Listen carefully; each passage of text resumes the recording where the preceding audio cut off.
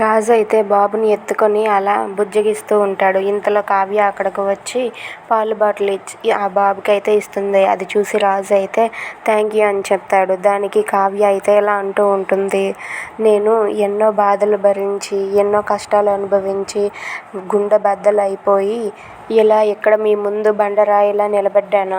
అసలు నేను అడిగిన దానికి సమాధానం చెప్తారా అని చెప్పి కావ్య అయితే రాజుని అడుగుతూ ఉంటుంది. ఆ మాటలకు రాజు అయితే ఇలా అంటూ ఉంటాడు, నువ్వు ఏం చెయ్యు నాకు అనవసరం, నేను మాత్రం ఈ బాబుని వదలను అని చెప్పి రాజు అంటూ ఉంటాడు. ఆ మాటలకు కళావతి అయితే ఎందుకు వదలరండి అని చెప్పి అంటూ ఉంటుంది. ఆ మాటలకు రాజు అయితే నువ్వు నాతో ఎక్కువగా మాట్లాడకు, ఎక్కువగా మాట్లాడినా ఇంకా విరోధం పెరుగుతుంది అని చెప్పి రాజు అయితే అక్కడి నుండి వెళ్ళి కావ్య ఇచ్చిన విడాకుల పేపర్ల మీద సంతకం పెట్టేసి, ఇదిగో కళావతి, ఇక మీద నీకు నాకు ఎలాంటి సంబంధం లేదు, ఇదిగో విడాకుల పేపర్లు తీసుకొని ఇక్కడి నుండి వెళ్ళిపో అని చెప్పి రాజు అంటాడు. అది విన్న కళావతి అయితే ఒక్కసారిగా షాక్ అయిపోతుంది.